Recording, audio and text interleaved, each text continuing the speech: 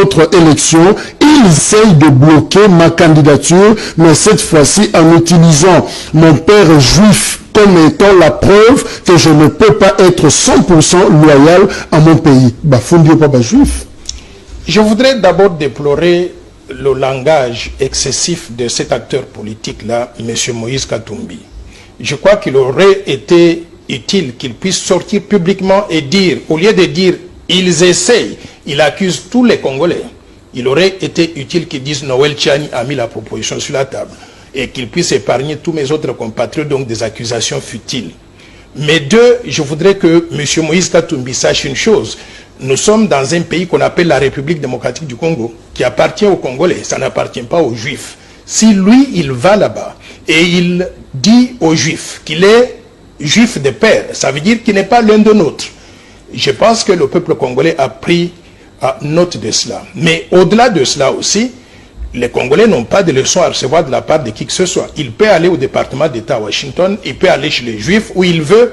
À la fin de la journée, le Congo, c'est un pays indépendant qui va rester indépendant et qui doit rester dirigé par les Congolais. Et je répète qu'il y a nécessité, déjà à partir de déclaration de M. Moïse Katumbi devant cette association juive, qui a nécessité pour notre Assemblée nationale de planifier la discussion sur cette proposition de loi, parce que très clairement, il a démontré qu'il ne peut pas être loyal à 100% à l'égard de la République démocratique du Congo. Comment? Mais bien sûr que ça montre bien qu'il a, il a ce qu'on appelle la loyauté partagée. Quand il est avec les Juifs, il dit qu'il est Juif de par son père. Il est l'un de leurs. Et quand il est avec les Congolais, il veut nous faire croire que les Congolais. Mais la seule chose qu'il n'a pas dite dans cette présentation-là, il n'a pas dit donc sa mère elle est d'où. D'après les informations que nous avons collectées, sa mère elle est zambienne.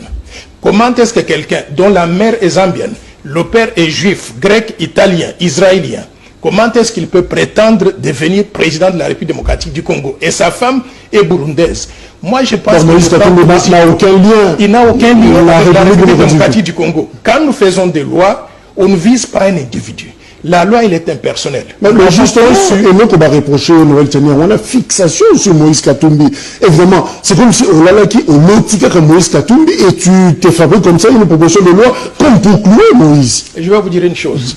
J'ai beaucoup de choses à faire que de concevoir des propositions de loi pour viser un individu.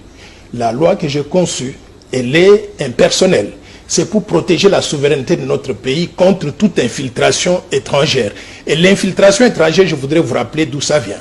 Vous vous rappelez que depuis 1996, il y a eu les armées du Rwanda, du Burundi et de l'Ouganda qui sont entrées en République démocratique du Congo, qui nous ont envahis. Ces armées, pour les combattre, notre gouvernement, pendant la période donc de M. Laurent Désiré Kabila, a fait venir les armées de Zimbabwe, de la Namibie, de l'Angola. Et toutes ces armées ont été rejointes sur le sol congolais par les armées de tous les pays du monde dans le cadre de la MONUSCO ou bien de la MONUC, dans le cadre donc des opérations de paix des Nations Unies. Ça veut dire qu'on a eu sur notre territoire près de 50 000 militaires étrangers. Ces 50 000 militaires étrangers se sont accouplés avec des femmes congolaises, faisant au passage près de 5 millions d'enfants.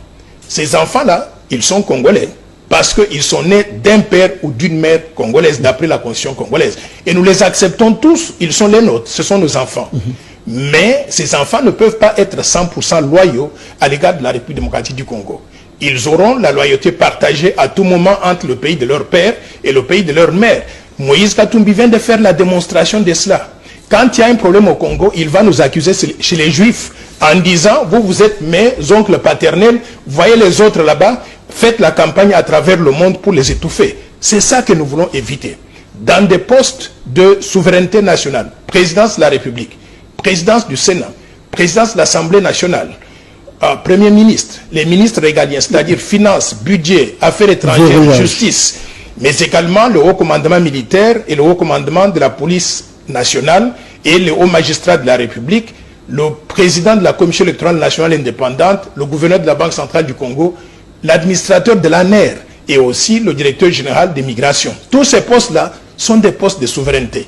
Ils doivent revenir aux Congolais nés de père et de mère congolais, c'est-à-dire des gens qui seront 100% loyaux à la République démocratique du Congo et qui ne vont pas nous accuser dans le pays de leur père pour faire la campagne contre la RDC comme Moïse Katumbi.